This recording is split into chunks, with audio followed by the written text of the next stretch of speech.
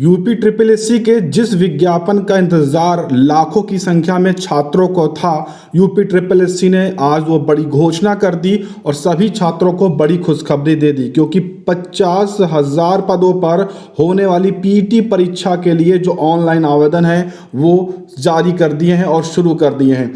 क्योंकि चुनावी वर्ष है और चुनाव का जो असर है वो दिखना शुरू हो गया है। फिलहाल आज पीईटी के लिए आप ऑनलाइन आवेदन कर सकते हैं। इस वीडियो में हम आपके साथ संपूर्ण जानकारी शेयर करेंगे।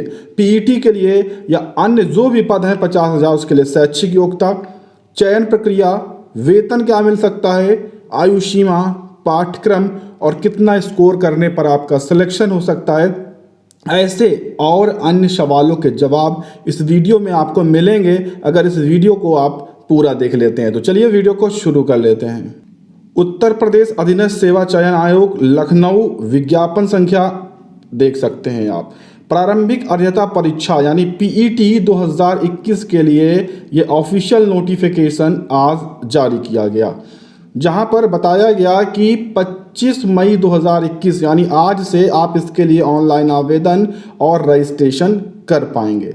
ऑनलाइन शुल्क जमा करने की तिथि भी 25 मई 2021 है। परीक्षा हेतु रजिस्ट्रेशन, ऑनलाइन शुल्क, आवेदन सबमिट करने की अंतिम तिथि 21 जून 2021 रखी गई, यानी कि लगभग आपको 25-26 दिन मिल रहे हैं ऑनलाइन आवेदन करने के लिए। और आवेदन में संशोधन की जो अंतिम तिथि है, यानी कि इसमें संशोधन का भी मौका मिलेगा। अगर आप कोई गलती करते हैं तो वो 28/6/2021 तक इसके लिए संशोधन कर सकते हैं, लेकिन प्रत्येक चीज़ें आप इसमें संशोधित नहीं कर पाएंगे। क्या क्या संशोधित कर पाएंगे वो भी इस वीडियो में हम आपको बताएंगे। लेकिन उससे पहले अगर अभी तक आपने इस वीडियो को लाइक और शेयर नहीं किया है तो ज़रूर कर दीजिए। चैनल को सब्सक्राइब जरूर करिएगा ऐसी ही लेटेस्ट अपडेट के लिए। इस विज्ञापन में अन्य चीज़ें भी यहाँ पर बताई गई हैं जो कि आप देख सकते हैं। रजिस्ट्रेशन के एक सप्ताह के अंदर यानी कि 28/6 तक अनिवार्य रूप से आपको संशोधन करना है, यानी कि रजिस्ट्रेशन सबमिट होने के फाइनल एक सप्ताह के अंदर ही आप इसका जो सुधार है वो कर सकते हैं। इसके बाद में किसी भी प्रकार का कोई भी संशोधन का मौका नहीं दिया जाएगा। अहम बात यह है कि जो रजिस्ट्रेशन और फाइनल सबमिट के बाद आपके पास प्रिंट आएंगे, उस प्रिंट को आपको हमेशा संभाल कर रखना है, क्योंकि इसकी आवश्यकता आपको तब तक पड़ेगी जब तक इस पे आने वाले पदों के लिए आप आवेदन करेंगे। हर स्थान पर आपको आवश्यकता पड़ेगी। जैसे कि पहले प्राथमिक शिक्षक भर्ती में टीईटी होता था, उसी की तरह यहाँ पर भी आपको इसकी आवश्यकता अब पड़ने वाली है। इस पीईटी परीक्षा के बाद 50,000 समूह गाह के पदों पर विज्ञापन जारी किए जाएंगे, जो कि अलग अलग विभाग के अलग अलग पदों पर विज्ञापन होंगे। लेकिन उसके लिए आपको ये पीईटी परीक्षा पास होना अनिवार्य यहाँ पर बताया गया है। जो अभ्यर्थी इस पीईटी 2021 की परीक्षा को पास नहीं कर पाता है वो आगे आने वाले 50,000 इन विभिन्न विज्ञापनों में ऑनलाइन आवेदन नहीं कर पाएगा।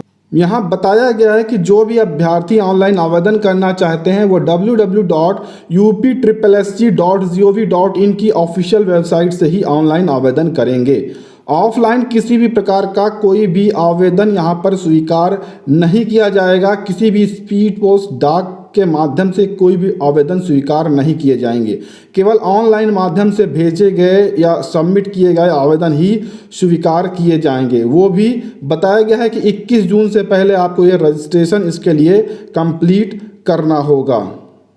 याद रखें, आयोग द्वारा विज्ञापित किए जाने वाले किसी भी पद पर चयन हेतु यानी कि लेखपाल या अन्य जो भी पदों पर भर्ती आएंगी, मुख्य परीक्षा के लिए अभ्यर्थियों की श्रेणी वार यानी कि लंबवत व 36 आरक्षण के अनुसार मेरिट वार्ड शॉर्ट लिस्ट उनके प्रारंभिक अर्हता परीक्षा के स्कोर के आधार पर की जाएगी।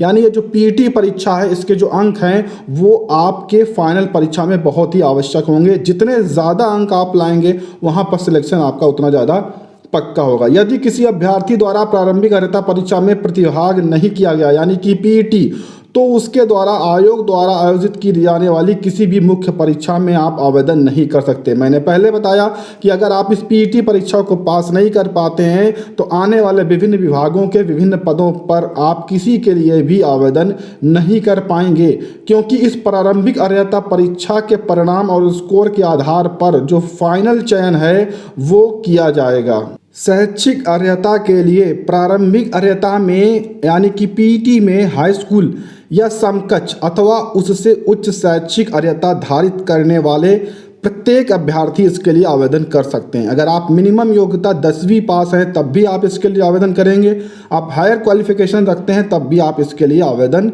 कर सकते हैं। और यहाँ पर बताया गया है कि अंतिम तिथि से पूर्व हाई स्कूल या उससे जो भी यहाँ पर आपकी योग्यता है पास नहीं की है तो वो मान्य नहीं की जाएगी। यानी कि जो आवेदन है आज 25 मई आज तक आपको जो भी योग्यता आप इसके लिए सबमिट करते हैं वो आपको फाइनल पास होना यहाँ पर ज़रूरी बताया गया है। और साथ में यहाँ पर चीज़ें बताई गई हैं कि ऑनलाइन आवेदन इनमें से प्रारंभिक अर्हता परीक्षा यानी पीईटी के स्कोर के आधार पर शॉर्टलिस्ट किए गए अभ्यर्थियों हेतु यथा आवश्यक मुख्य परीक्षा, कौशल परीक्षा, शारीरिक परीक्षा आदि का आयोजन भी इसके अलावा कराया जाएगा। ये आप याद रखिए। यहाँ पर नोट इसको जरूर ध्यान से पढ़िएगा, क्योंकि हाई स्कूल अथवा इसके समकक्ष से कम अनिवार्य अर्हता के ऐसे पद जो आयोग के परिधि में आते हैं, यदि उनका अधियाचन प्राप्त होता है तो उनके संबंध में आयोग के निर्णय के अनुसार अलग से परीक्षा, कौशल शारीरिक परीक्षा आयोजित कराई जा सकती है। ठीक है, ये आप जरूर यहाँ पर याद रखिएगा। अलग से इसके लिए परीक्षाएं हो सकती हैं जिसमें पीईटी से कोई इसका संबंध नहीं किया जाएगा। अगर आयु सीमा की बात करें तो कम से कम इसके लिए आपको 18 वर्ष और मैक्सिमम 21 वर्ष आपकी आयु यहाँ पर होनी चाहिए। वैसे जो संशोधन हुआ है उसके आधार पर 40 वर्ष तक के अभ्यर्थी आप यहाँ पर आवेदन करेंगे।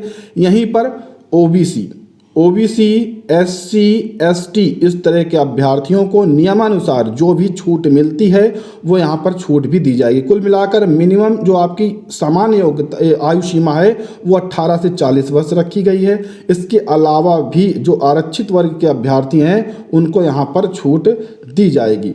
अब आयु की गणना किस आधार पर होगी, तो आयु की गणना आपकी होगी 1 जुलाई 2021 के आधार पर यहाँ पर गणना की जाएगी। इसके अलावा जो भी आरक्षित वर्ग के अभ्यर्थी हैं वो अपने आरक्षण का सर्टिफिकेट दिखाकर छूट जरूर ले सकते हैं अगर आप ओवर एज हैं तो। परीक्षा तिथि के बारे में अभी यहाँ पर कोई भी सूचना नहीं दी गई है। बताया गया है कि यथासंभव ऑफिशियल इनकी वेबसाइट पर इसकी सूचना दी जाएगी। स्कोर की बात की गई है कि प्रारंभिक अर्हता परीक्षा में प्रतिभाग करने वाले अभ्यर्थियों का स्कोर परीक्षा परिणाम आयोग की वेबसाइट पर अपलोड किए जाने की तिथि से केवल 1 वर्ष के लिए ही मान्य होगा। यानी कि ये जो पीईटी परीक्षा है इसकी जो वैलिडिटी है वो केवल 1 वर्ष रहेगी। 1 वर्ष तब से रहेगी जिस दिन ऑफिशियल वेबसाइट पर अपलोड किया जाएगा, उसके बाद तुरंत ये एक्सपायर हो जाएगा। सबसे पहले सभी कैंडिडेट को रजिस्ट्रेशन प्रक्रिया को पूरा करना है, फिर सेकंड नंबर पर फोटो और हस्ताक्षर अपलोड करने हैं, फिर फॉर्म के शेष विवरण को भर देना है, फीस का भुगतान करना है और एप्लीकेशन फॉर्म को फाइनली सबमिट कर लेना है। फिर फॉर्म का फाइनल यहाँ पर प्रिंट निकाल लेना है। इस आधार पर आपको अपने फॉर्म को पूरी तरह से फाइनल सबमिट करना है। फॉर्म सबमिट करने के लिए www.upsssc.gov.in की ऑफिशियल वेबसाइट पर जाएं। बहुत सारे अभ्यर्थियों को समस्या आती है फ़ोटो और सिग्नेचर अपलोड करने में, तो उनको हम बता दें कि अगर आप फ़ोटो अपलोड कर रहे हैं तो यहाँ पर देखिए 3.5 सेंटीमीटर चौड़ा होना चाहिए और 4.5 सेंटीमीटर लंबा यहाँ पर आपका फ़ोटो होना चाहिए। और कम से कम जो उसकी यहाँ पर मानक है कम से कम 5 KB और अधिकतम जो उसका आकार है 30 KB होना चाहिए। और याद रखिए JPE, JPEG, JPG इस 3 फॉर्मेट के अलावा किसी भी प्रकार की कोई फाइल अपलोड नहीं होगी। वहीं पर सिग्नेचर की बात करें तो 1.5 सेंटीमीटर यहाँ पर लंबा और 3.5 सेंटीमीटर चौड़ा होना चाहिए। हिंदी और अंग्रेजी दोनों में जैसे भी चाहें आप साइन कर सकते हैं, लेकिन कैपिटल लेटर का आप यूज़ करिएगा। याद रखिए स्मॉल लेटर का यूज़ ना करिएगा। इसका भी साइज़ लगभग सेम होना चाहिए, तभी आप इसे फाइनली अपलोड कर पाएंगे।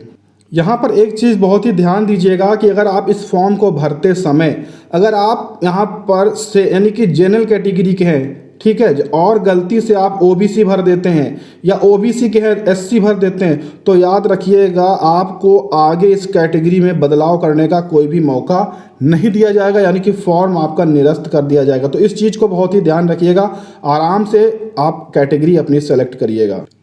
आप यहाँ पर जो आवेदन करने के बाद आप फीस जमा करेंगे, उस फीस को आप ऑनलाइन जमा करिएगा। आप debit card, credit card, net banking के माध्यम से या एसबीआई बैंक में जाकर चालान के माध्यम से भी जमा कर सकते हैं।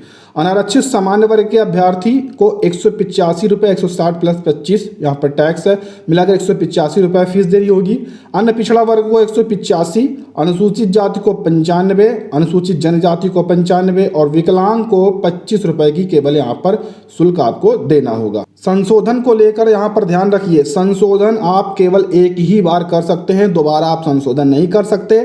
आवेदन पत्र में यानी कि जो आपने फाइनल सबमिट किया है उसमें संशोधन विज्ञापन की जो अंतिम तिथि है अथवा उससे एक सप्ताह के अंदर और 28/6 से पहले आप संशोधन कर पाएंगे, उसके बाद आप किसी भी प्रकार का कोई संशोधन नहीं कर सकते। अब आवेदन करने के बाद इसकी आपको तैयारी करनी होगी, तो इसका सिलेबस क्या है वो यहाँ पर भी घोषित किया गया। कुल जो यहाँ पर प्रश्नों की संख्या होगी वो 100, और इस प्रश्न को करने के लिए आपको 2 घंटे का समय मिलेगा, यानी 120 मिनट और 100 अंक का पूर्णांक होगा। एक प्रश्न के आपको एक उत्तर के 1 अंक यहाँ पर दिए जाएंगे। सबसे पहले यहाँ पर भारतीय इतिहास से संबंधित ये आपका सिलेबस रहेगा, जहाँ पर सिंधु घाटी की सभ्यता, वैदिक संस्कृति, बौद्ध धर्म, जैन धर्म, मौर्य वंश, गुप्त वंश, हर्षवर्धन राजपूत काल, ऐसे बहुत सारे यहाँ पर प्रश्न होंगे, जिसके लिए आपको मैक्सिमम यहाँ पर 5 अंक यानी कि 5 प्रश्न होंगे लगभग, तो 5 अंक यहाँ पर आपको मिल जाएंगे। उसके बाद इसमें और भी चीज़ें हैं, आप ये देख सकते हैं, ठीक।